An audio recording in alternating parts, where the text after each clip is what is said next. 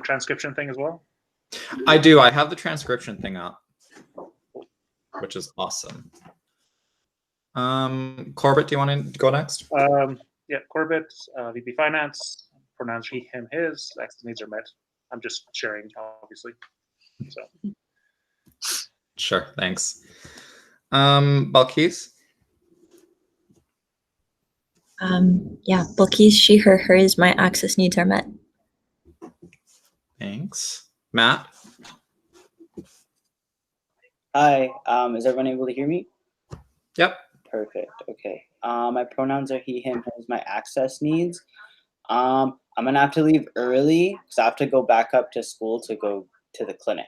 So I'll have to leave a bit early. Other than that, my camera might be on and off, but yeah.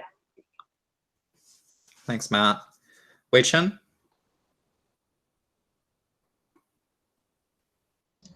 Hi, Wei Chen, pronouns he, him, his. I might turn off my camera a little bit later because I just ordered food. I had a meeting starting from 9:30 to 10:30, and I had a class after, and I jumped right into this meeting, so I didn't get to eat anything. So if my camera's off later, it's because I'm getting food and eating. But yeah. Sounds good, Wei Chen. We want you to eat food so you can focus on this exciting content. Zaid sent his regrets. Helen, you can go ahead. Thank you. Hi, everyone. My name is Helen. I am the Vice Chair of Council. My pronouns are she, her, hers. All my access needs have been met, and obviously I'm sharing my screen with Corbett today.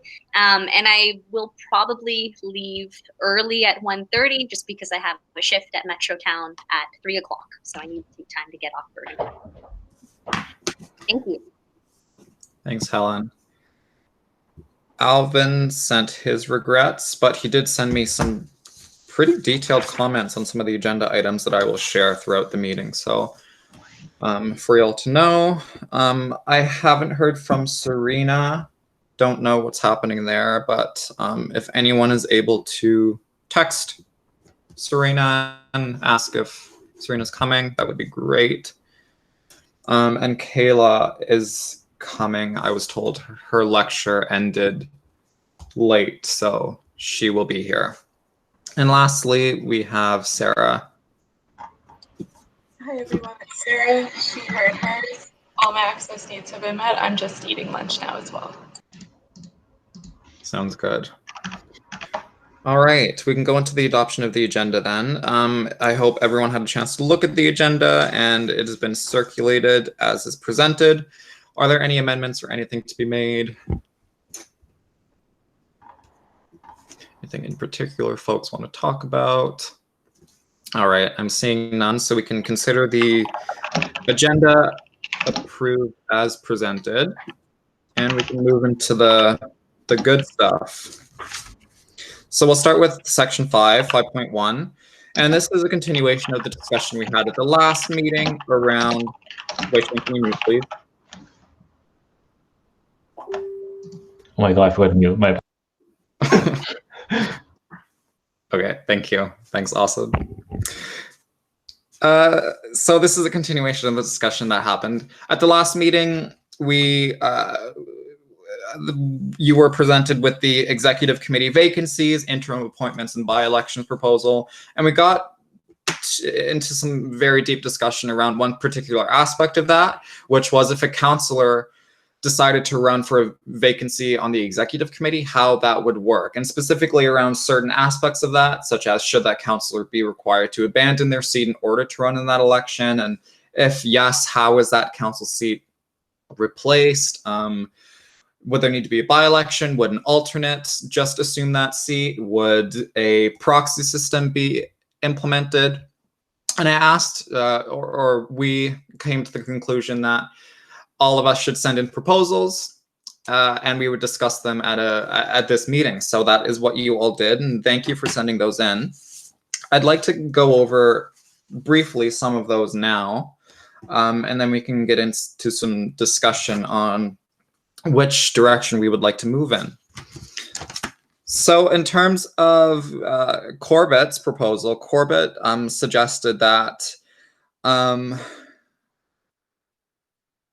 counselors would not be required to abandon their seat on council to run for an executive position, as the student union would could just elect or appoint that person again if they lose the executive position, but still wish to be on their student union. And the counselor seat would be backfilled by their student union if the counselor were to win the executive position. We would request student unions have a dedicated council seat and to have language around filling the position on their end after a by-election. And filling alternates would also be the responsibility of the student union. Matt also proposed this at the last meeting, but it's now down in writing that for democratic expectations, we would have a cutoff based on size. So smaller student unions that might have trouble finding folks to run in an election could appoint people, appoint temporary replacements. But if the student union is past a certain threshold, they would have to hold a proper election. And this would be true for alternates as well. Alvin proposed that to require councillors to abandon their seat on council before the start of the nomination period if they intend to run for a vacant exec position.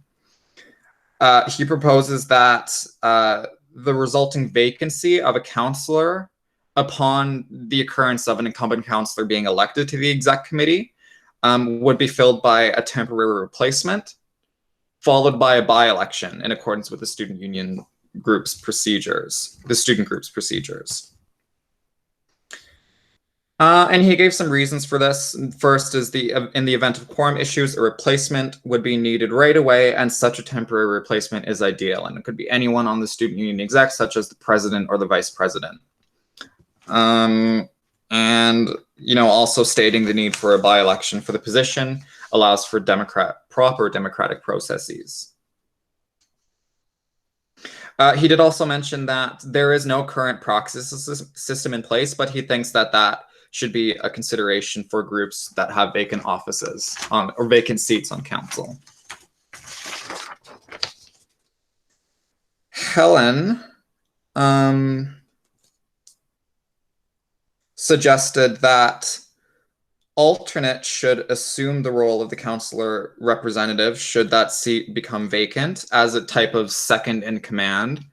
And then the student union would have to backfill the alternate.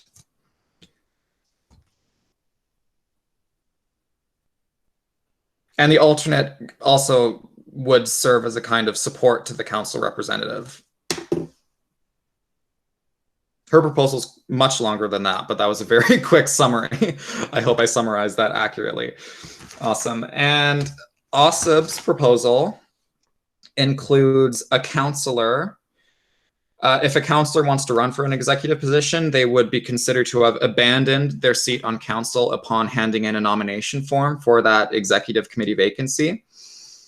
And Asib also mentioned that appointing a council representative by the student union isn't necessarily democratic, but also recognizing that we might risk that seat remaining vacant for the rest of the year if that constituency is unable to fill the seat. So including a provision in there to, they would be considered to have abandoned their seat upon the submission of a nomination package. No worries. And I don't think I missed anyone. So I'd actually like to share something that I made earlier this morning. As I was going through the proposals, I noticed that there was a lot of similarities. Most of them have a lot in common with minor differences.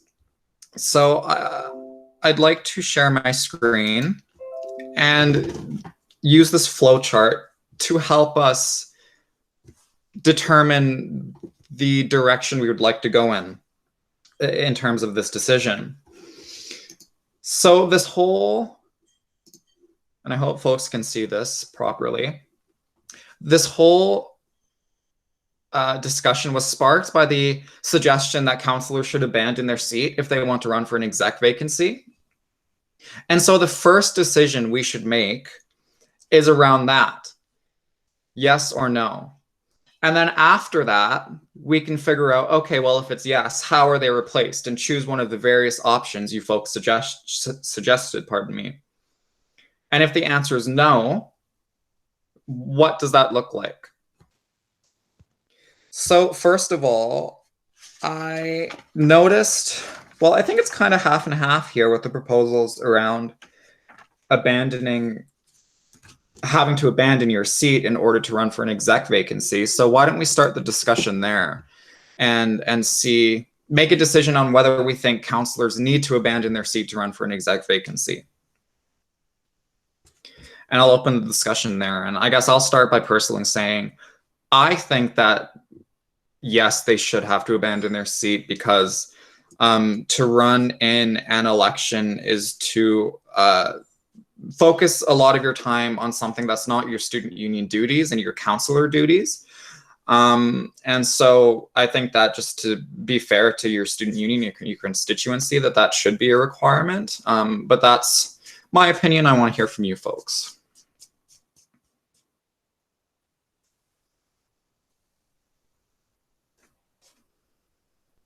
Even just a simple yes or no. Balkis? I think councillors should be able to run without risking everything, like without risking having any position at all. Because if they run and don't win, for example, I think it's like they should be able to still be on council as a councillor and not be considered abandoning their seat, because that feels like an all or nothing kind of thing. Thanks, Balkis. Does anyone else want to share their thoughts as well? Helen? For Corbett. Corbett. Like, ideologically, I'm kind of in favor of the abandonment thing, but I think just practically it wouldn't either be effective or necessary. Simply because, as I mentioned in my thing, that with the student group could just easily potentially re-elect them or reappoint them anyways if they lose the executive election and are so involved with their student union. My perspective, we need to make it easier for council members to be brought into to be put back on council, whereas executives have a much more serious, dedicated role. And so I'm really only in favor of executives running for another executive position internally, that they have to abandon the position because they have to take the thing seriously so that we can fill in those executive roles. Thanks, Corbett. Any other folks?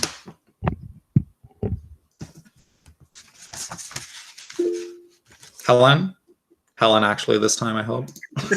Yes, it's actually me this time. And what I'll do to make things easier, if Corbett wants to put himself on this, I'll say list Corbett. If it's me, list Helen. All right.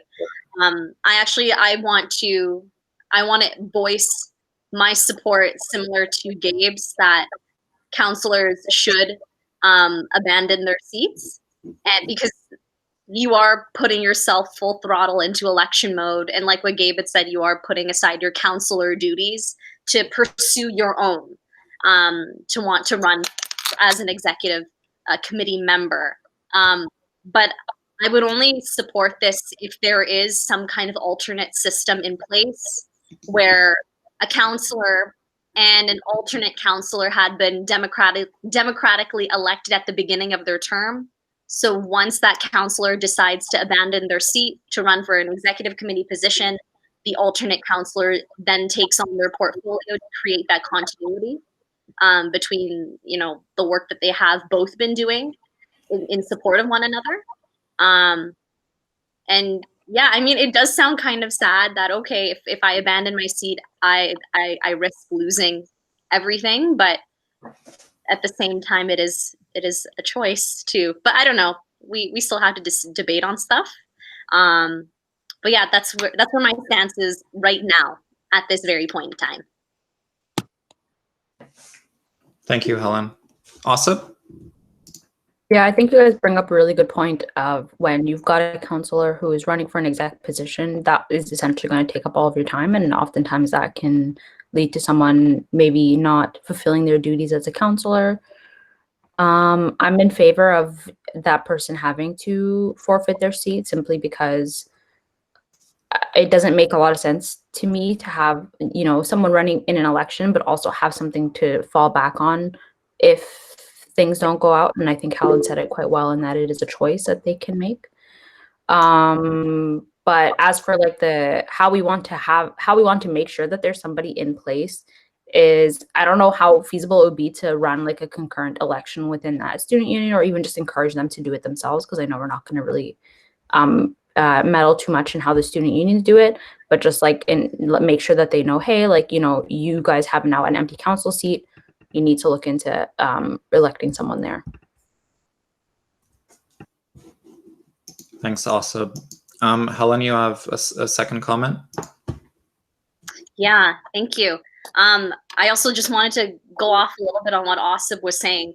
Coming from the perspective as vice chair of council, when my counselors are in my meeting, I want them to be all in for the council meeting, not just 50-50, their foot is in the door, just doing their counselor tasks and then go back out into the world and campaign heavy and leave all their duties behind, right? I want committed counselors in the room. And as someone, myself and Zaid, as we're constantly working towards building up council's identity, I want committed people in those meetings.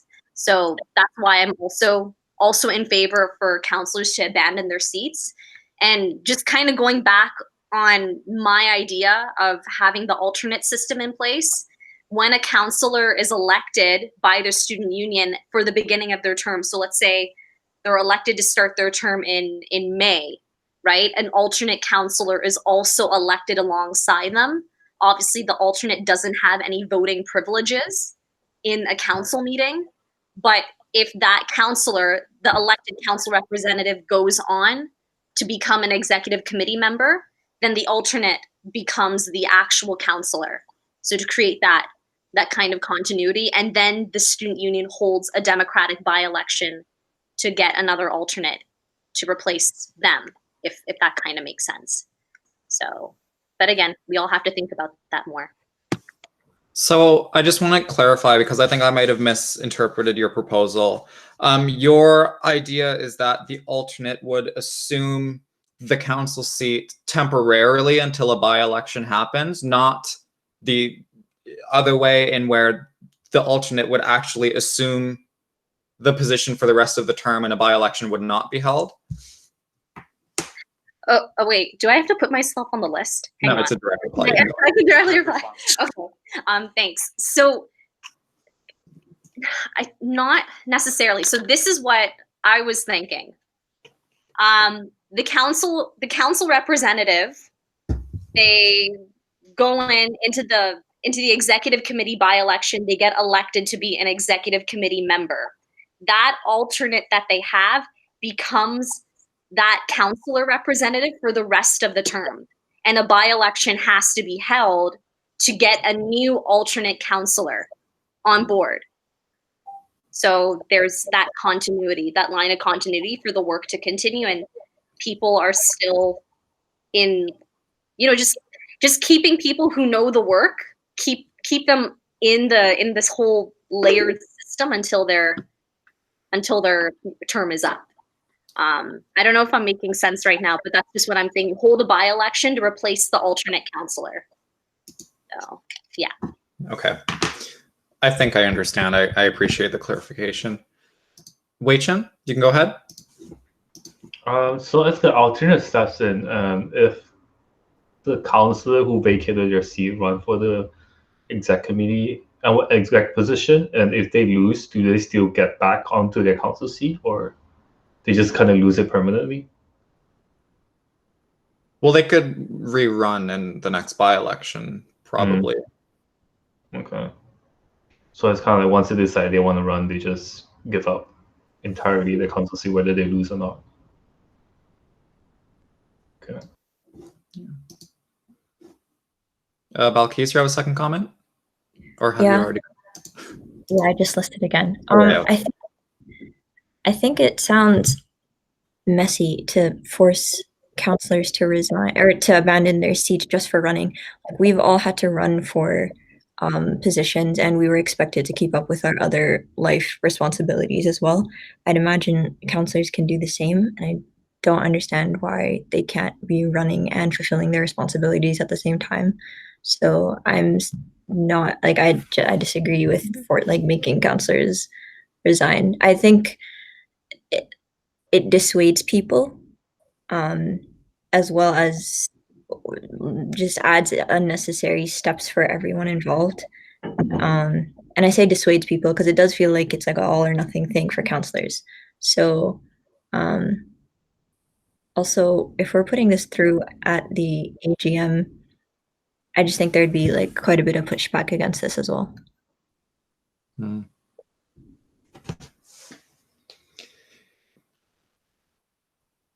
Yeah, and I mean, looking at your perspective, I mean, it would be for what, 2-4 weeks? I mean, it's not that long, the election period in which a counselor would be focused on the election, but no, those are valid points. Matthew? Yeah, I just have a clarification. So then if a council member decides to run for an exec position, at that point they would basically resign from the councilor's seat at that point, because because when we were like, same thing for us, like we're expected to do our duties and whatever else that we need to do while we're campaigning. So unless they get elected in, and it's like, that's what I'm not understanding too. Awesome. Oh, wait, sorry. Hold on a minute. Yeah, no, awesome. Go ahead. I guess the way that I'm kind of seeing it is like, if, for instance, during this board, like one of us were to resign, say I resigned, and, you know, or say Gabe resigned, and then there's not necessarily someone who is someone on the board wants to run for his position. I don't think it would make sense to, you know, have them remain on the board while also running in an election for a seat on the board, if that makes sense. It kind of seems like double dipping to me, and I think it would be similar within council. I think if you're going to commit to it, it would be best just to commit to the one thing and then have an election for both of those seats, just to ensure that, you know, you're not running for an election, but just in case things don't work out, that you're still like have or kind of holding on to that seat, if that makes sense. I don't know. It just doesn't sit well with me. Matt? No, like I understand that, like in terms of exec, like as the SFSS, but as something on council, I'm not saying it's like lower stakes, but I just feel like you're putting a little bit more work on counselors and their DSUs and the constituency groups, because then like it's not an exec position unless they're gonna be on exec, you know what I mean? But if it's council and their respected DSU, then that's gonna put a little bit more work on them to structure an election. And who knows, like when you're talking about when you don't know when this could happen, it could happen literally in the middle of midterms. So how do you know that they're going to be able to fill that seat if it's at a random time during the year, like a by-election? And who knows if that DSU or that group, or they'll be able to elect someone during that time. You know what I mean? So I feel like that makes sense for exec, that you don't want to double dip. Like if Gabe or any of the other execs were to run for president, you know what I mean? And then we would just fall back on our position. I feel like that's unfair because one, like the pay is more and you don't really lose your job. But then for council, I understand like, you know, trying not to take up too much space, but I also want to take into account that like the DSUs and stuff are smaller, unless if it's like bigger DSUs like FAST, right? Like they would obviously be able to have more support with that. But if you think of a smaller DSU, they might not have the capacity for that. So is there some stipulation, like we might need to think about that a little bit more, because that position might go unfilled then, you know what I mean? And that person might not get elected in, so then they have to fulfill that seat? And what if no one else wants to do it in that case? So that's kind of what I'm thinking about. Balkis? I agree with Matt. I have a question. Where is this practiced? What you're suggesting? Where it may making counselors abandon their seat, and based on models we've looked at, I can't think of anywhere where that's practiced. I don't know, Asib, where did you get that idea? I think you were the one who initially brought this to the discussion. I think that it's something that we were talking about because it had happened within the SFSS before, in which a board member who wanted to run for president didn't resign from their position as a VP and ended up winning that position, and then the VP role stayed unfilled, essentially. And I know that there were some weird feelings about that initially, so I think that this is a good alternative to it. And I think with I did mention in my proposal as well, you do run the risk of having DSU unable to fill that seat, but I think as long as it doesn't impact quorum, which I don't think it will, I don't think that that's a huge problem.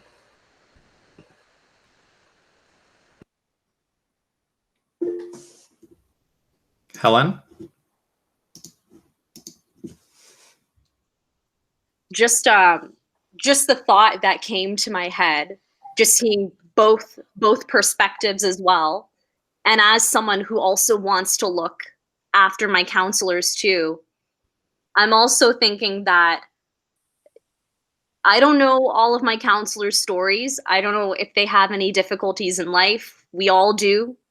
But I'm just thinking about the stipend pay, the $35. It's not a lot, but I also know that deep down, some of us counselors, we're going to depend on those $35 to pay off our phone bill or pay off some part of our rent too. And I'm also thinking, okay, if a counselor wanted to run for the executive committee but doesn't get elected, and then they lose their seat, and then they don't have any income coming in, and they're dependent on that $35 stipend. I don't know, it's just the thought that came to my head. And I just wanted to put that out there because I'm also just trying to see both sides of the debate, and also seeing the the fallacies in my suggestion with this alternate system and having counselors abandon seats. So I see both ends of the coin. Sorry. Why am I getting a call? Oh, sorry, guys. Sorry, y'all. I hope you didn't hear that. Yeah, thank you, Helen. Yeah, any other discussion? Sarah, you were on the list quite a while back. You can go ahead if you wanted to add something. Sure, I guess I just wanted to help everyone consider looking at it even maybe more broadly than the way that we're looking at it from now. For example, right now, if you are on council and you want to run for the board, currently, based on the bylaws and the policies, you don't have to abandon that seat unless you get the position. Then you absolutely do, and that's for a number of different reasons. Of course, there's conflicts of interest and that kind of thing, but also just from a bureaucratic and legal standpoint, you can't have two roles on the board. So that's sort of the thinking behind, you can run as whatever position you are, but then once you obtain that position, you would have to relinquish the seat, which was why I think when I saw what Asib was suggesting with just having seats remain vacant until a by-election, I think that might be the easiest and the most democratic, because there is the option, of course, that student unions do have their own constitutions. They're all different. A lot of them are very similar because there is a template that they can choose to use. A lot of the smaller ones choose to use this template because it's a lot simpler. Some of the larger ones have, I can think of BASS as an example that has a little bit of a different constitution than some of the other student unions, but they would be able to decide through their constitution how to appoint or elect new members. Of course, it can go to a by-election as well, but I think if it went to by-election, it would still be the same members voting for that position. That's how I understand we're moving forward as well. It wouldn't be open to like the entire student body just to vote for a department or something like that. So that's also an option that might be a little bit easier and might work for each individual group. And that doesn't mean that they can't refine their constitutions, or the bylaws have some requirements for the constitutions as well. But that's just some more of the high level thoughts to take into consideration. Yeah. Balkis? I agree with Sarah in that, and I think it relates to Matt's point as well, just to let each group choose how they want to fill their seat that like fits their own context. It also just makes things less messy. And again, yeah, we just don't know their context. So I'm in favor of that as well, that idea.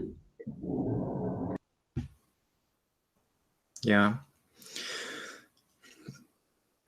Yeah, I mean, personally, after kind of hearing some of the discussion here and the reasoning, I am in favor of that idea as well, I think. I want to hear other folks' ideas, though, if anyone else's minds have been changed.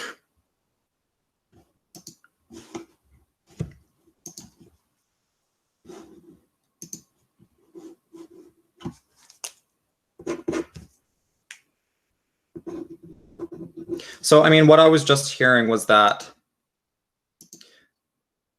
councillors know they wouldn't have to abandon their seat.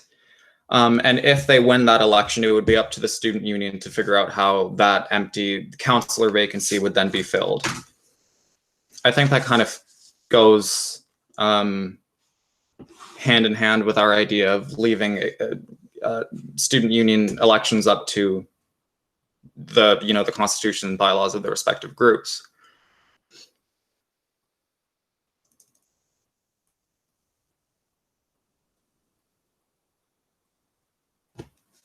And I mean, in reality, the whole timeline of this is around between 2 to 4 weeks difference in terms of the time councillors are spending on their councillor duties as opposed to running in an election, right?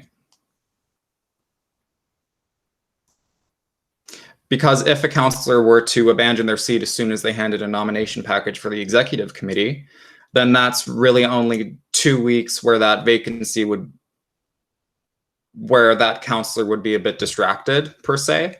Yeah, I don't know.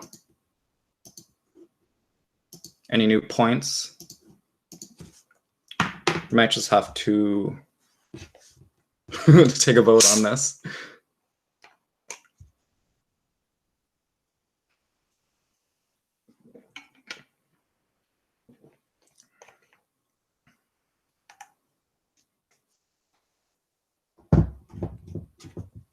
Ideally, I'd like to come to a consensus, but I think there's some differing views.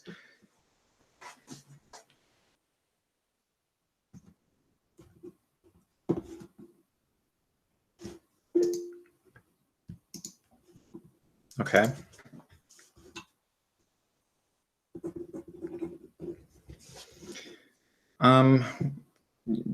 Wei-Chen, Matt, Asa, what are your guys thinking right now? You guys kind of still in the same boat as before?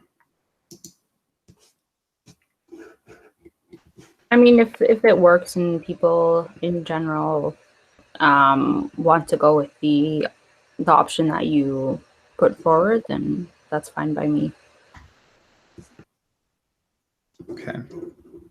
I think I'm in favor of like having like an alternate, and then if the council wants to run for their exec, like they don't have to vacate it like until they officially got appointed. I think in the case that they lose, like they should be able to go back to their council position. But yeah, I think it puts a lot of, it's like Balki said, it's kind of messy, and with if they have to vacate and put a lot of pressure on someone, not pressure, but it would like people would just not be encouraged to like run if they want to, because it's just a huge commitment to like just vacate a position, and if they lose, you just lose their seat on council. So Thanks, Wei Chen. I think Kayla left the meeting, but Matt, how are you feeling? Oh. No, I'm kind of in the same boat as that. Just what I typed up too. It's also up to the respective DSU on how they'll handle that, and it's also up to that counselor if this happens, this situation happens, and they go through with it. Then I hope that the counselor has the ability to give proper notice, and it's also their choice if they want to vacate it at nomination period, or once they're elected in, then they move to that position and then it's vacated and they take up the duty. That's their responsibility, and it's also, like I said, up to the DSU how they're going to handle that. And because they also have their own bylaws and constitutions that they go through, right? So we also have to remember that they have their own say over their respected groups. Yeah. Okay, so it generally seems like we all agree on this one direction of councillors not having to vacate their seat, but once they win, they would have to vacate their council seat to sit on the executive committee. And it would be up to the DSU or student group on how they would fill that vacant council seat. So I'm going to take that as a consensus. I hope that I'm right. If there's any other discussion on this, please say so now. If not, we can probably approve that portion of this and move on.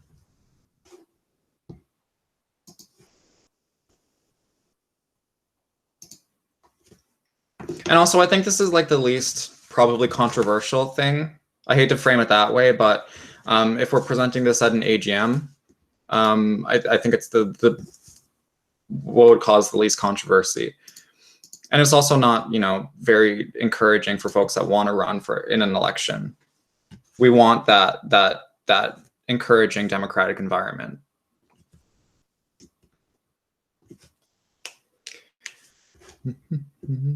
Okay, sounds good. Thanks, everyone. That was good. I'm glad that we could come to an agreement on that.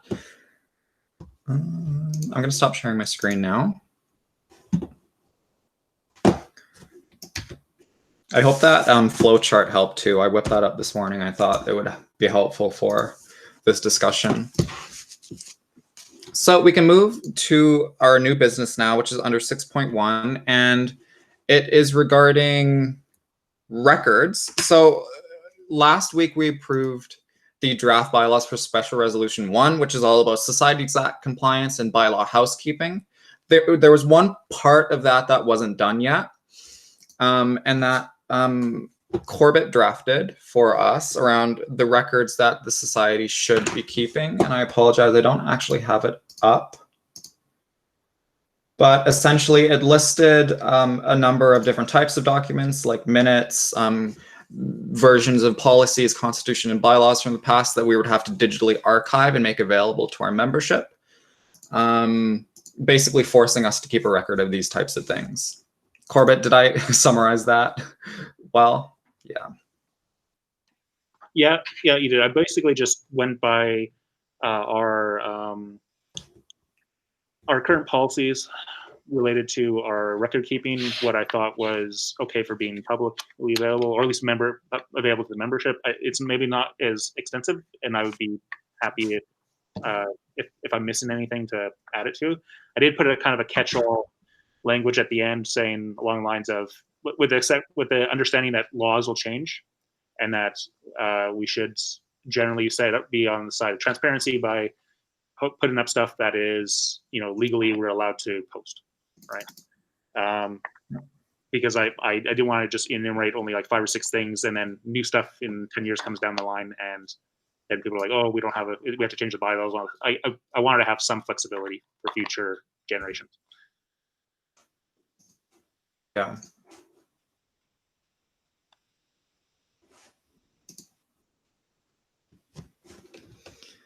So Sarah says in this one, I'd suggest adding a statement on privacy. So what would that look like, Sarah? Just adding something that includes not including documentation that is like confidential information? More along the lines of personal information. So you could just simply say with personal information removed. Not that wouldn't be anything about the board, because I think you all know that when you're a board member, that's not personal information. So your address and your name, your email, those are technically all available to members if they want to access it. But you might also want to put that you do have to have a reason to access things, and have to be provided with, you know, I want like this year to this year or something of that nature. If you're trying to access something that's not already on the website or already available. Yeah.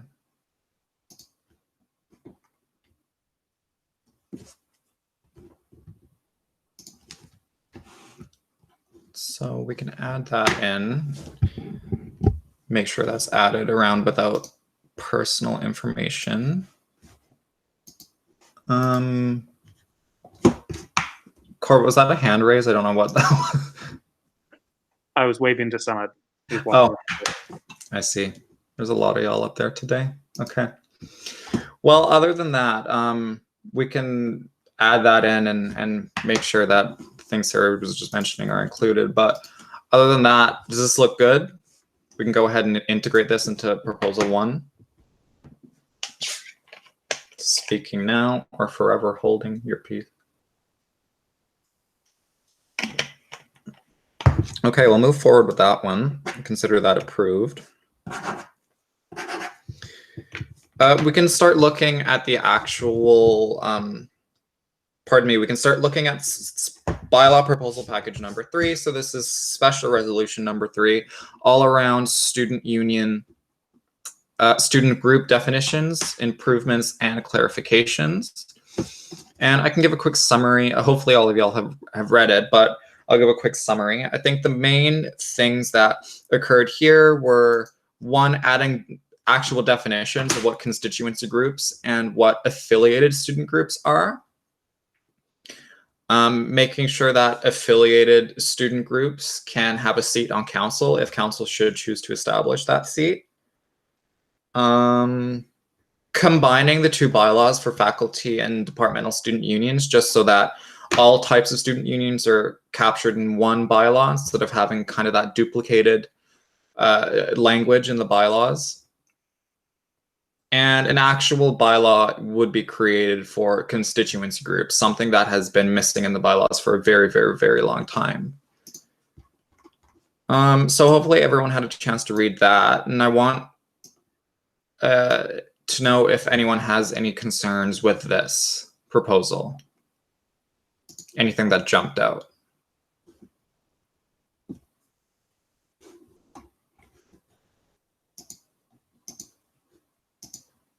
Okay. I remember emailing you some stuff for other things we didn't get to the last meeting. So I don't have it in front of me. I'm trying to figure out if there was anything particular to this bylaw. Give me a few minutes to bring it up again. Sure.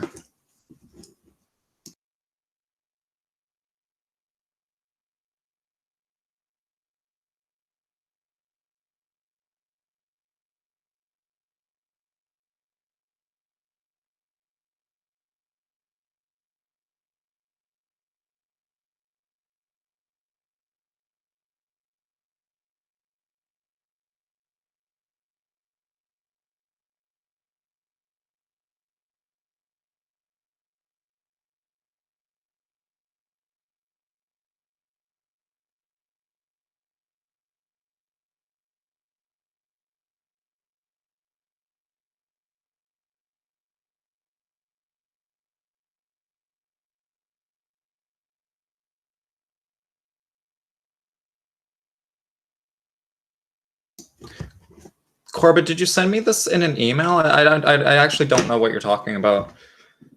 Yeah, I sent it. I think I sent it to you in an email. It was about comments. It was just because I wasn't sure.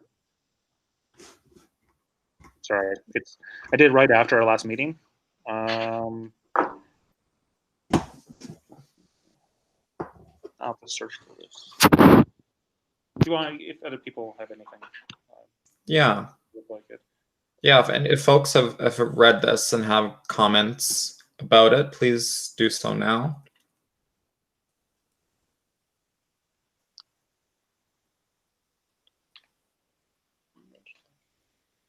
Does anybody think that it looks good as it is? I want to get some feedback. A thumbs up, a good would be nice.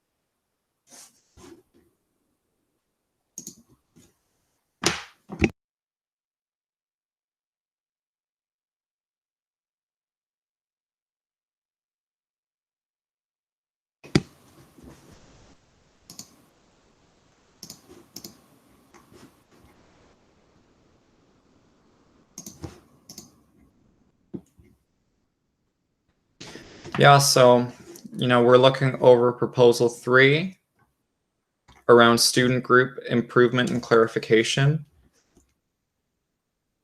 Again, this one isn't that big. It includes definitions. Some definitions were clarified specifically around what a constituency group is, what an affiliated student group is. We've also clarified language around student unions. So we've combined, in the bylaws, there were currently 2 separate bylaws for student unions, one for FSUs and one for DSUs. That has been clarified. So now it is one bylaw, one kind of catch-all bylaw. And we've also created a bylaw for constituency groups, something that has been a long oversight of the bylaws, despite those groups having existed for a long time.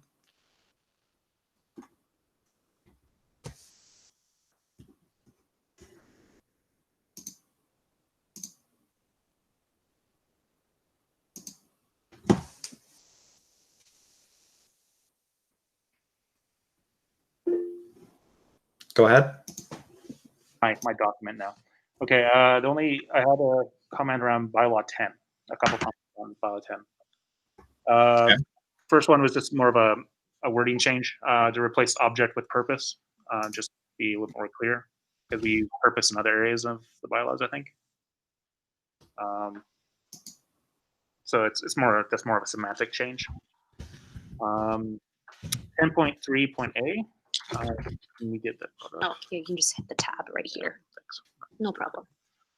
Okay, just looking at the language. Here, I got it for you, Corbett. I use Windows. Yeah, can you go down to 10? 10. What? 9. Eight. Sorry, guys. Where are you? Bylaw 7. We're all the way down to 10. Okay.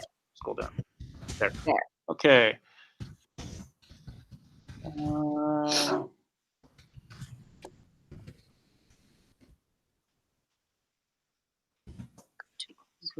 For the double major.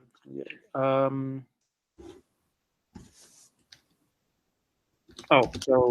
10.3a, we just have to include faculty in that language because it says have been ratified by a majority of members of a department at a general meeting of a department student union. But this particular 3 is also including faculty student union as well. So we just have to add faculty into it.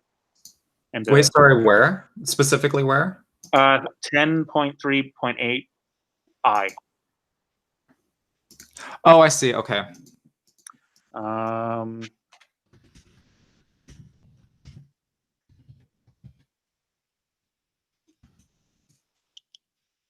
Yeah, the other question, I guess, overall is the whole process of creating a student union kind of captured in this thing, in this bylaw? Like from what needs to get established, like how do you establish one from the start? How do you go about doing it? Is it just through, because this is more recognizing student union through council. But before that, like even to get to that point, like if you have a group of students want to get together, what do they do? They go to council first? Do they go to staff?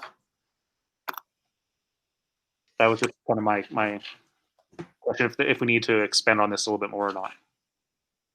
Mm-hmm. Or if that would be some other separate document.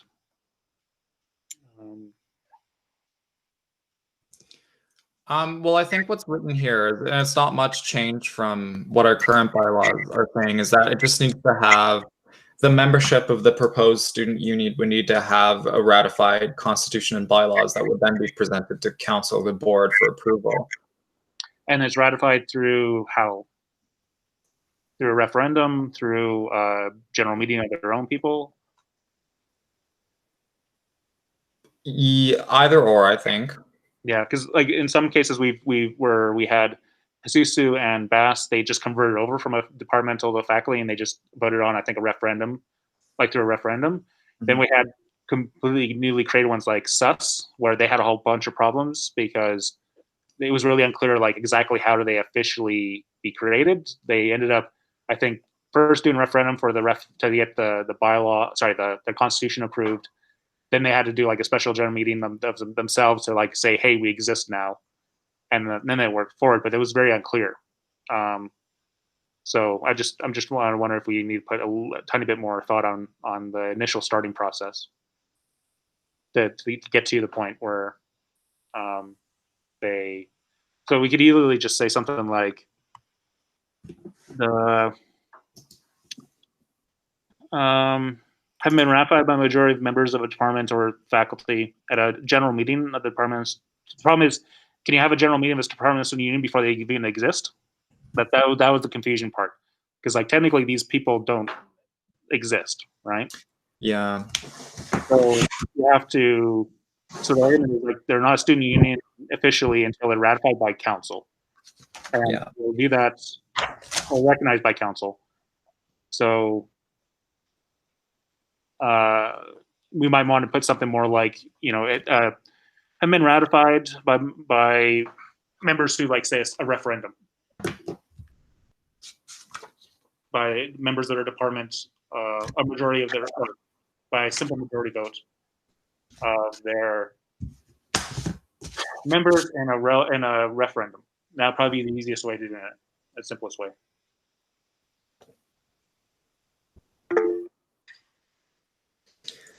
I am looking, hold on a moment. I'm looking at the draft bylaws that Deborah created, and it was actually very similar to what you just proposed, Corbett, in that the wording she used was, if the members of the proposed student union vote in favor of creating a student union via a referendum, the board or council would then ratify the results of that referendum and recognize the student union. Is that kind of along the lines of what you were trying to discuss? Sorry. Yeah, basically that you'd have a referendum saying we want this type of student union to exist, and here's some our founding constitution bylaws.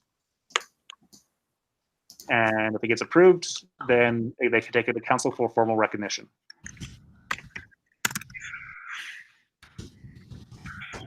Okay, that's fairly easy to change. We can do that. And Sarah was just mentioning that she agrees. When she read the first section, she thought it was a bit confusing, but went with the interpretation of the society. Helen's listening. Yes, I just wanted to voice my agreeance to this. We recently in council just did this for, I believe it's the sustainable energy energy engineering, that, you know what I'm talking about, with the new SFU campus built in Surrey for sustainable energy, something like that. They just created a new student union. A motion was brought to council to recognize a seat being open for a council representative from that new student union.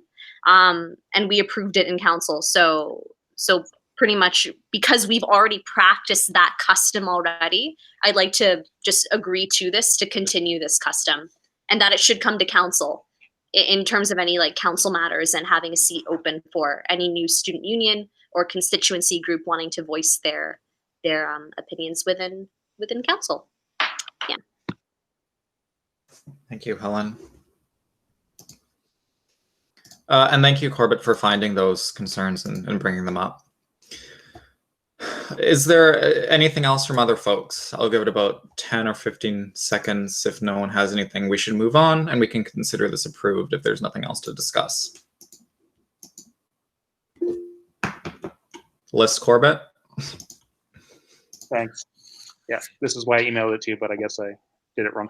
Bylaw 19 deals with fees. I'm up and down on this thing because I'm generally in favor of faculty student unions getting fees, because we don't really have, when our current funding model breaks down for faculty student unions, it doesn't really work well because some of their sizes are way outside of our thresholds. So that could be updated internally. That's not a problem.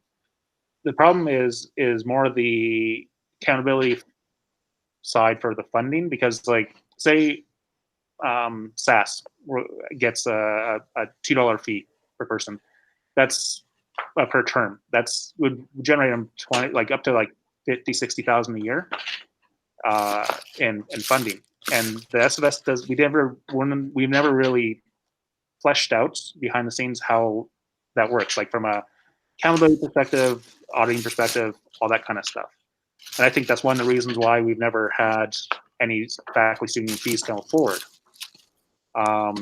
Either because some boards didn't want them, like Carver model discourages these kinds of fees, but also the SFS,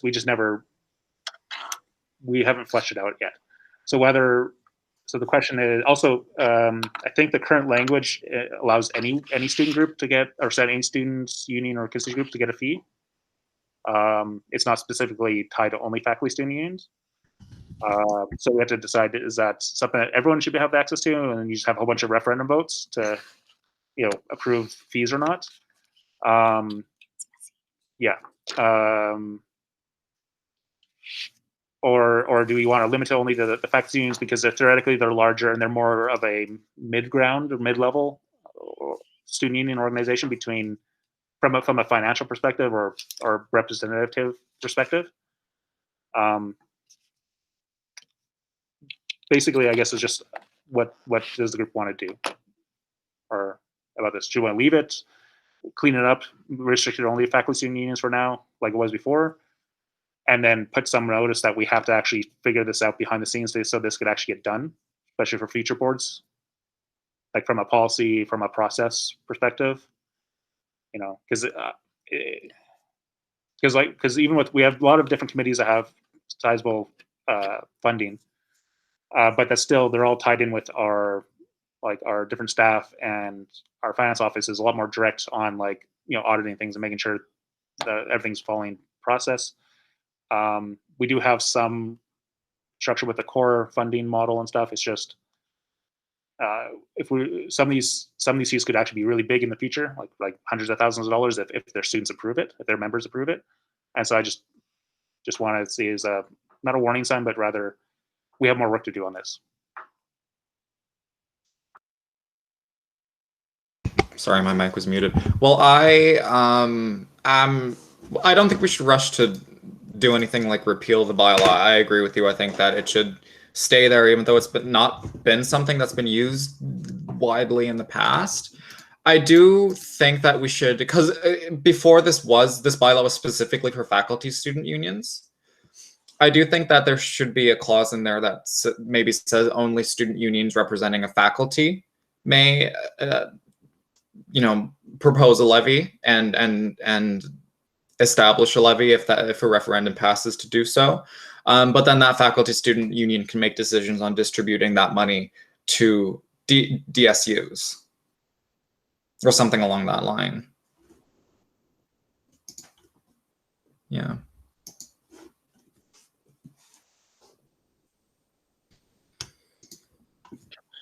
Has there been any other comments from Alvin? Because you said he sent off a bunch of comments, right? Yeah, there wasn't anything specifically on the levies. Oh, okay, okay. Yeah. We weren't forgetting him. Yeah, no worries. Thank you for checking. But I don't. If we add that one bit in, and then maybe focus behind the scenes, maybe in policy form, or, you know, focusing on this a bit more. What are your thoughts on that? I don't think there's much we can change, but are you talking, Corbett? Because I can't. Oh, okay.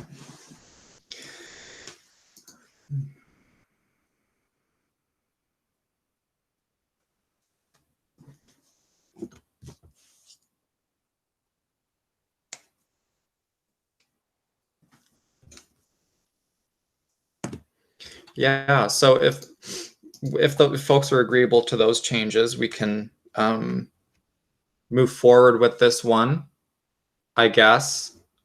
Oh, hi, welcome back. I'll give it about 10 or 15 seconds again if folks have anything else to say, but I know you were here. I just haven't been seeing you. And then we'll move on. You know what, in fact, oh, Wei Shin, go ahead. So we're saying, can you repeat the changes just to be clear? Yeah, so the first change was in bylaw 10 or on student unions, just to change the word. There's a line that talks about the objective of student unions. Corbett proposed that that word just be changed to purpose. So instead of object, it's purpose. Under bylaw 310, subsection 3, subsection A, to just clarify the referendum process of student unions voting to form a union and how that ends up going to council for ratification. And under bylaw 19, just clarifying that it's faculty student unions representing a faculty that can implement levies. And then that faculty student union can make decisions on distributing that monies to student unions representing a department. Okay, yeah, that sounds good. Wonderful.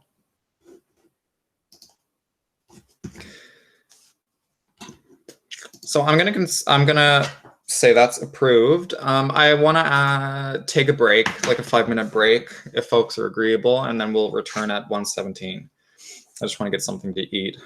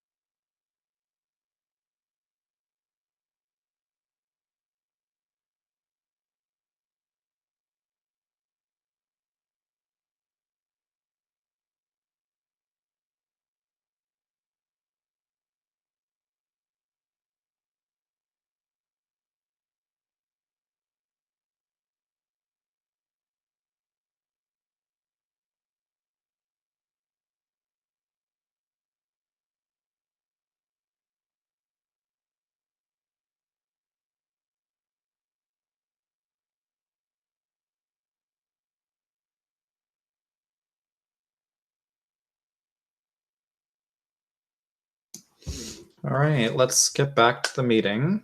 We've got a few minutes for everyone to return. And if you're not going to turn your camera on, I just want to know if you're here. So just give me a indication in the chat.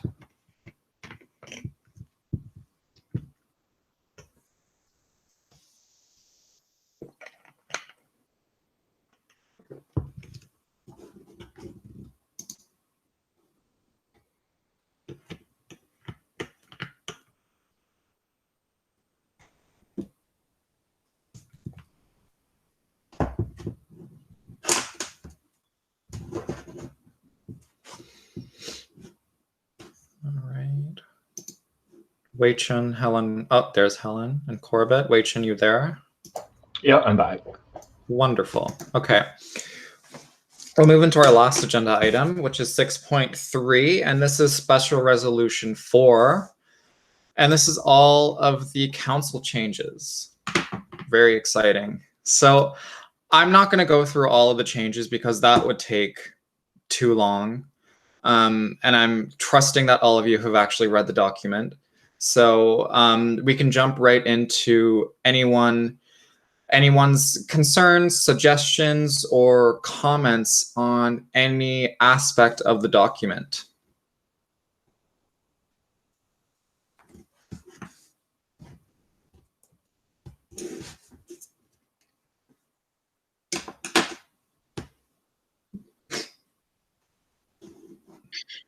Sorry, guys, Corbett wants to say something. I'm trying to write him on the list. Okay, I wanted to jump to bylaw 5.2, specifically G and I. 5.2 G and I. Okay. Yeah, it's the sections for additional seats for business and I think environment. I want to have discussion on either do you want to get rid of that or expand it to other things, because this was originally put in way before we even had like health science as a faculty, or even even existed, I think, before even there was a board member, faculty rep position for him. And the rationale being these, at that time, these two faculties were very small and they didn't have, I think, any other DSUs under them. Or they were the DSU only at the time because there's no faculty groups. But that doesn't really fit in with our current environment now. Business has a bunch of business clubs like accounting, finance, whatever. They could become their own student unions, I believe, with BAS as their faculty student union. Environment's in the same boat. Health sciences, as far as I know, still only has the one faculty student union. I don't think they have any other program-based or departmental-based student unions, but we can ask them to explore that idea. So I think these two items are outdated. Oh, sorry, not G, H and I. I don't know. Yeah, 5.2.H and I.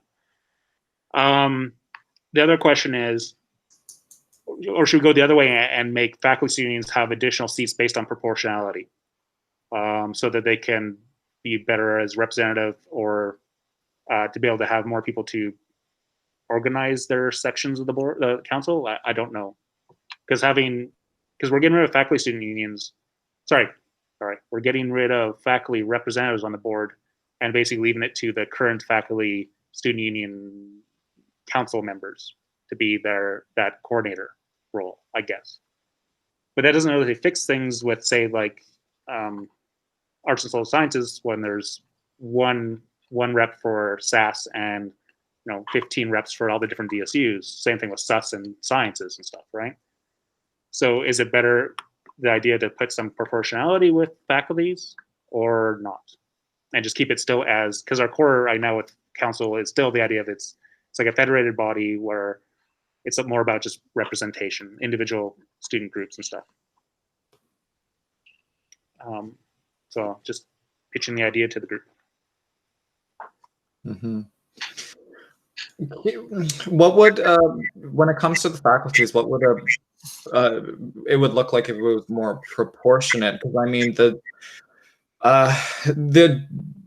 DSUs are already represented in terms of the amount of DSUs there are within a faculty, and then there is the additional one seat for each faculty. So I'm just wondering how that would impact the composition of council. It would increase it because it's a separate model. It's almost like MPP in a way, if that's maybe similar with the idea of like you have the specific consistency elected people, and then you also have like the filler seats in a way. However, so the way we'd have to do it if we want to do proportionality is we have to come up with some kind of threshold. So like 1 seat for every 2,000 FT or 1,000 FT or some other kind of format. I don't know what that is yet because I've never looked at it. But yeah, like we'd have to have like a bare minimum. Every faculty would have at least 1 seat, and then they gain additional seats based on certain size, relative size, up to a certain maximum amount. But it would increase the size of the council, and maybe it's too big. Maybe we won't. It would be a bad idea simply because we have too much as it is. I do think we need to remove the extra seats for business and environment simply because was put in way too long ago and doesn't match what we're doing now and doesn't match the environment we have now. Simply because, again, business and environment both can add departmental student unions if they want. Well, actually, environment does have multiple. Sorry, it's education, not environment. Every time I hear Eve, I always merge the two. Education. That's the difference. Yeah, PDP could be a DSU, whatever. But the point is, some of those departments or faculties, like they may not have that many groups currently on council, but that doesn't. There's a lot of other groups that don't necessarily have. I don't know how to explain this any better, really. Yeah, like my perspective is they can probably flesh themselves out and actually get more departmental students if they want more votes, rather than just artificially giving additional votes for groups. Yeah. Wei Chen, you have a direct response? No, yeah, I was just a little confused. Yeah, it was education and not environment. But yeah, could you just summarize like again? Because it got kind of long and. Yes, with that. Generally, the idea is 2 things. One is removing the extra seats for business and education because it doesn't necessarily fit with the current environment of makeup of our student body. That in some cases like business, they can actually get more student unions created through their business clubs because they effectively are operating the same like all of our student unions are. I don't know about education, but there might be room there for growth as well. The second thing was an idea of do we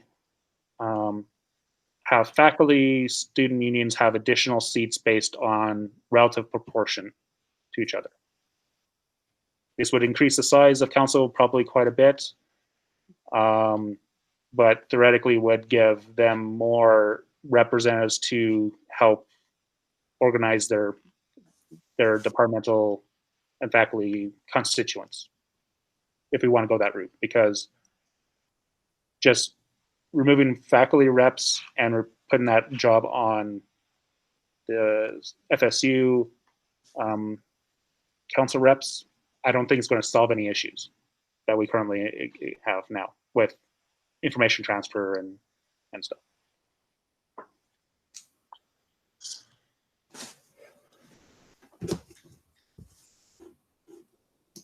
Thank you, Corbett. For myself, I agree that we probably can get rid of H and I because they don't really match.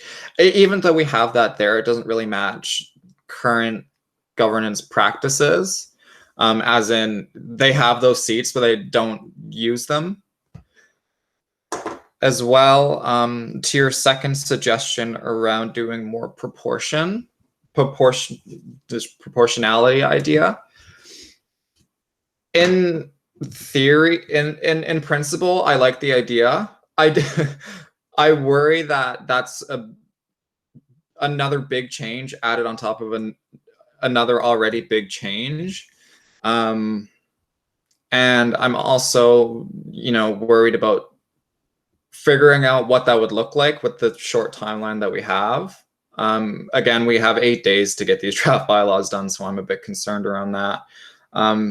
I like this idea, and maybe it's something that we could pursue in the future personally. But of course, let's hear if any other working group members have thoughts on this.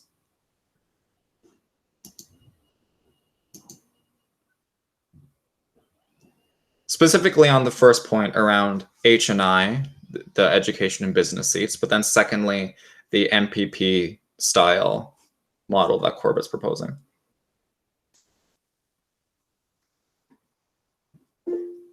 Awesome. Yeah, thanks. I do agree in that, you know, the sections H and I, at least to me, seemed kind of arbitrary. And of course, now kind of hearing what some of the reasoning behind it was. I also know that it wasn't really done in practice, but if it is something that, you know, we're thinking to have like more proportional representation, I think there are a lot of benefits to that. And I mean, like how, because Gabe, it seems that you're kind of like held up because it might be a bit complicated. Is that the issue? Yes, but if it's less complicated than I'm making it out to be, then maybe we can move forward with that.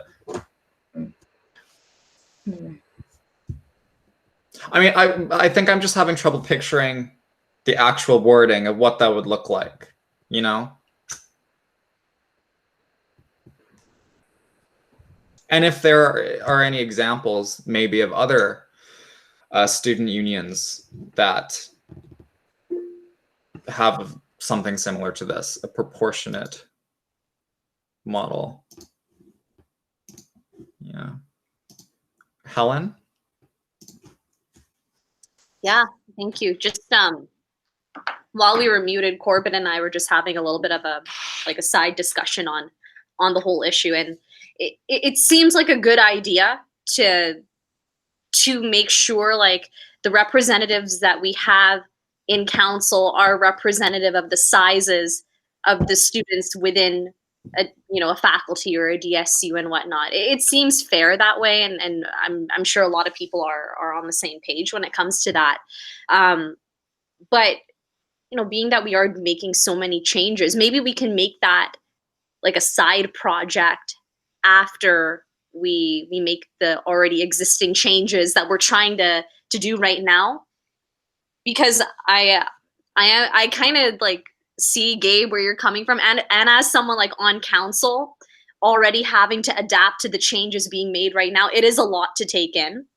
It feels that way right now, and so I think it should be a timeline of projects, governance change, get it done, hopefully pass it at the AGM. The next step, make our governance system more proportional to the size of the population per faculty, per DSU and whatnot. I think it should be broken down into steps, because yes, we are a group of eager students wanting to make things more fair and hopefully more fair for students, but we can't get ahead of ourselves as well. We don't want to take on so much to the point where it kind of just ends up being mush. So I'd say one step at a time. Yeah, that's kind of where I'm at too.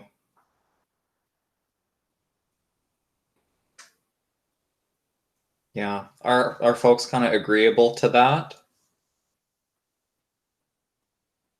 Yeah, I agree. Okay.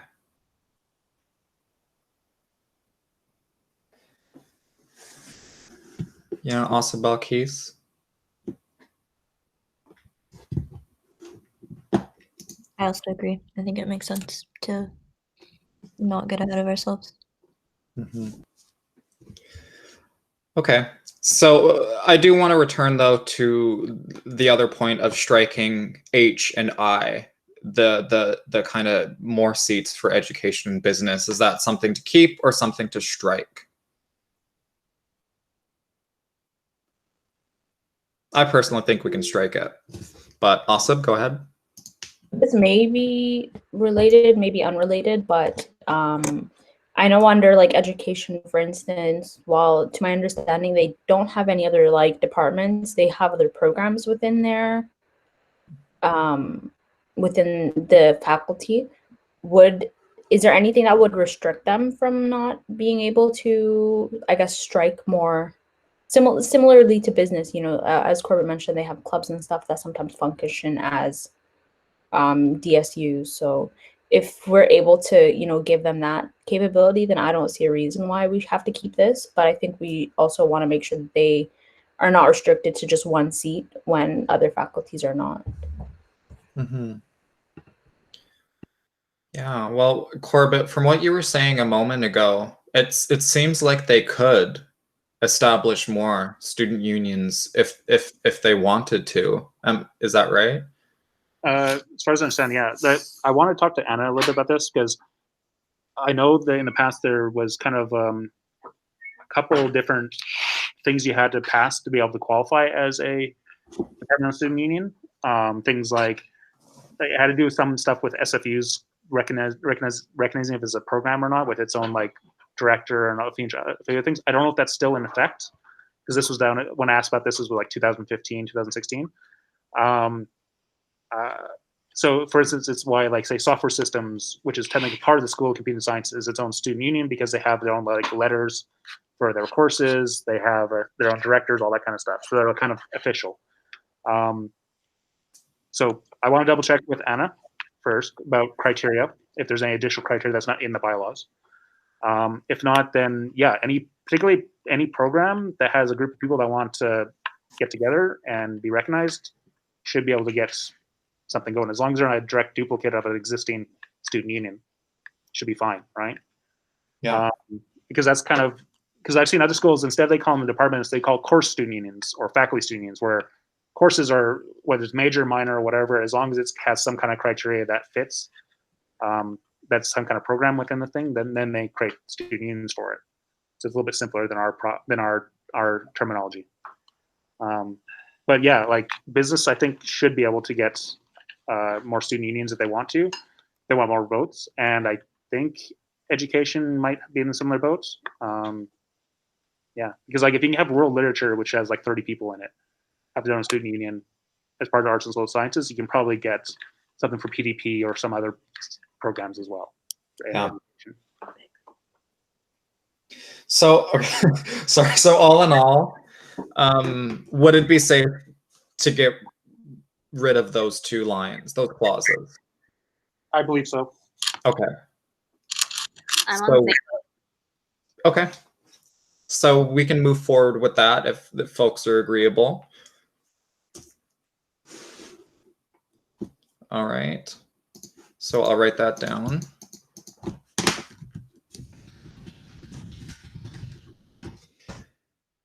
So, okay, that's one. Okay, let's move on from that. Going back to proposal 4 as a whole. Any other comments?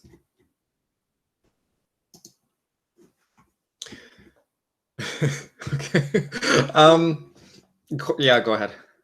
I've got 3 items, but 3 of them are basically like typo type things. So yeah. Okay, so bylaw 6.23. 6.2. You're on the powers, duties, and obligations of council? Yes. 6.23, sorry. 6.23, oh, okay. Yeah, okay.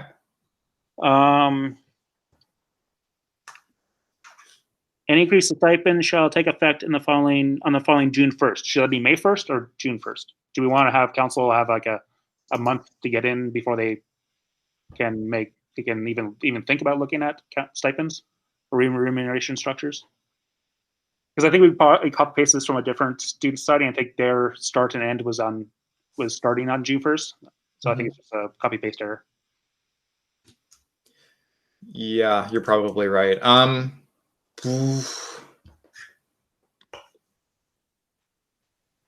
mean, is there any? I mean, obviously, it is kind of a bit. I don't know. It seems odd to me to be able to change your stipend that quickly. Well, Ryerson did that. Like their execs, when they had the power to do it, they just literally at the retreat, they passed a motion to increase their stipends by like 10,000 a year.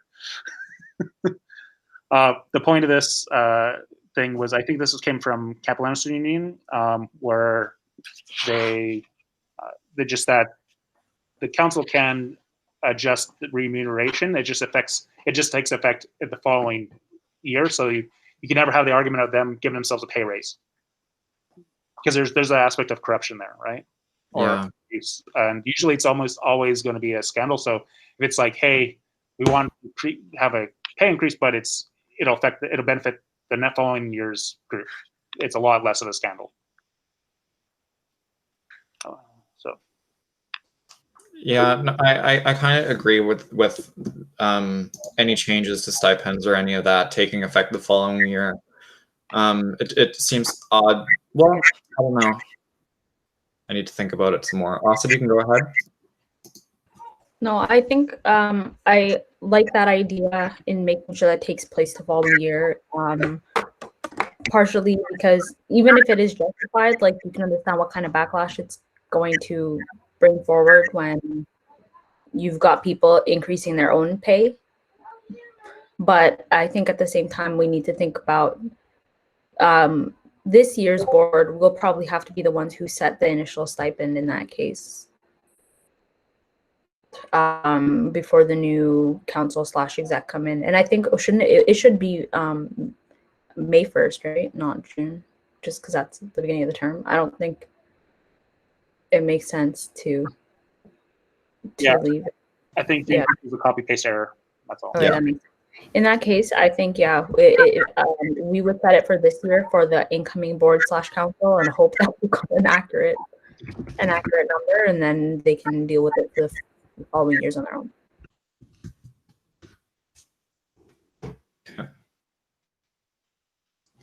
Yeah, I agree. So we'll keep that, but change it to May 1st. Yeah. Does that call your concern, Corbett? You can just thumbs up. Yeah, that's fine. Okay, sounds good. And just checking that folks are agreeable with that. I'll give that a few seconds if anyone. Okay. Corbett, is there anything else that you wanted to? Yeah, they're just 2 typos, so we'll type them in the chat. Okay, sounds great. But any material changes that anyone wants to bring forward? Oh no, these 2. I think what I need to mention is that right now, and I was working on this quite a bit this morning, is that right now there's a lot of overlap between the amendments being made to bylaw 15. So the elections bylaw being made, there's a lot of overlap being made under proposal 1 and proposal 4, bylaw 15. And so this one is a bit there's more in the proposal that was sent to all of you than will actually probably be in here. What I've done is I've taken most of the changes being made to bylaw 15 and put it under proposal 1, and any change related to elections, specifically related to the change in governance model for council, has been included under proposal 4. And it's going to have to be a lot more, it'll be a lot more module in the sense that we'll really have to be focusing line by line on what's being changed, but that has been done. Bylaw 16.23. Oh, you already did that.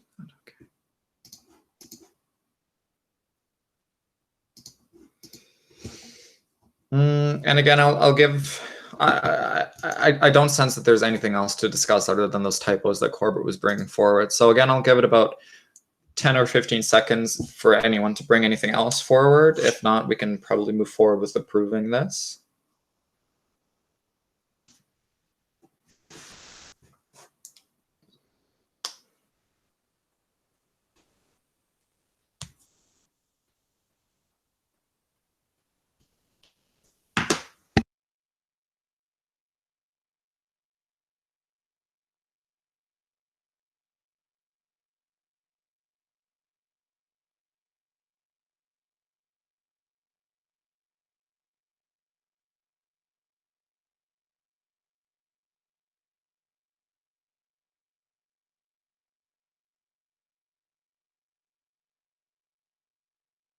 Go ahead. Yeah, I wanted to just say something earlier about the whole point that Corbett was bringing up about the money being increased pay raises for council. I also just wanted to just echo my agreeance to that it should always be put forward for the next year if stipends should be increased, because we also have to consider that council is also wanting to expand on their committees, right? And we have to budget accordingly and provide stipends for those members on council committees. So I just wanted to put that out there, that I'm also, I just wanted to agree with that. And I was up there on the list, and I think you missed out on that, Gabe. Sorry, my bad. I'm focusing on a lot of screens right now. Notice of impeachment proceeding shall be not required for a special resolution. Sorry, I'm looking at 17.4. Am I looking at the right line that says notice of impeachment proceedings, blah, blah, blah? Let me, yeah, 1 second. Let me double check. Okay.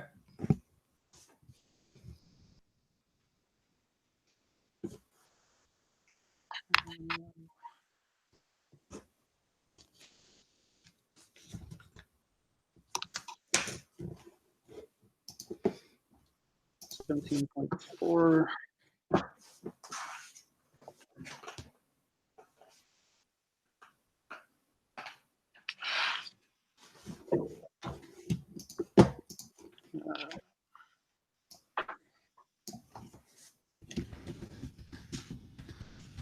Yeah, I think I should say notice of impeachment proceedings shall be that is required for a special resolution, or am I just grammaring wrong? Oh, no, you're right. You are right. Okay. That can be added. Oh, that is another good point. I don't know where I grabbed this from, but notice of special resolution. I don't even know if that technically even exists. There's the notice that we have to give for an AGM, but I don't specifically think there's, well, obviously, yeah. It's in the Societies Act, and I think it's Yeah. like 15 days, but I think we originally have it as 21 in our original bylaws for additional time needed, because Yeah. we're not a fast organization. Yeah, so I'm just wondering if we should just be more specific on that. Say something like notice of impeachment proceedings shall be X amount of days instead of that required for a special resolution. Well, you need a special resolution to impeach, like to remove somebody, so it makes sense to link them together. And well, yeah, but I'm wondering is if it should be 21 days or something longer than that, like 31. Oh, so if you want to give more notice, yeah, it makes some sense to put a little bit more notice for it because it's a little more serious.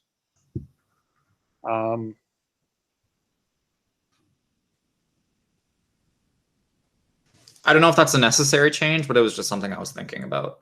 Yeah.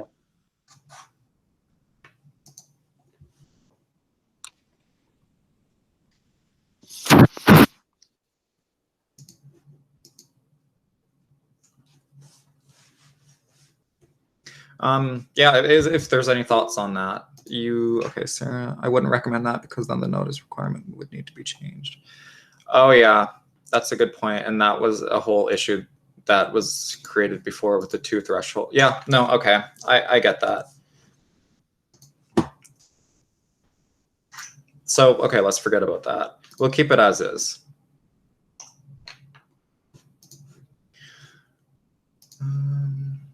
Okay, I think that's all. I've noted what the errors, and those will be fixed.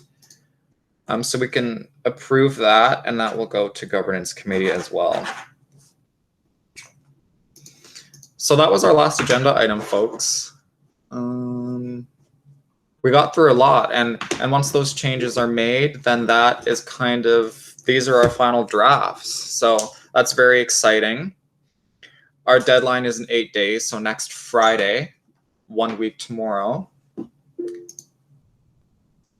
Helen, do you want to say something? Yes, I just wanted to double check that all of Alvin's comments had been made. throughout the meeting, or any relevant comments that he had, put down that are relevant to the topics that we were speaking about today have been put forward. Yeah, so for all of the proposed, so 6.1 on the records, 6.2 on proposal 3, and 6.3. Well, for 6.1, he just said looks great. 6.2, he said simple and clean. I'm not entirely sure what levies are, but I hope the combination of an FSU and DSU in terms of definition does not complicate things. And I think we already clarified that a bit in an amendment we made, so that is great. Just double checking. Thank you, Gabe. Yeah, no worries. And 6.3, he just added, I'm concerned as to how we are going to approve these changes in the AGM, and how will each special resolution be its own motion, and how will will the motions be ordered properly to ensure all changes are appropriately applied. So I can have that conversation with him separately, but for clarification here at the meeting, yeah, they're all separate and they will all be in order of how I've sent them to you all now. So the Societies Act stuff will go first, as it's the most important. The second one around executive committee reform will follow, then the student group definitions and improvement, and last will be the council stuff. Yeah, no problem. So I'm not sure if we will need a meeting next week. I've put next meeting Thursday, September 18th, in case something comes up and we need to discuss something related to the bylaws. So just maybe save that time, but you'll know maybe within 2 or 3 days. I'll send out an email saying whether or not we need a meeting, but save that on your calendars if that's possible.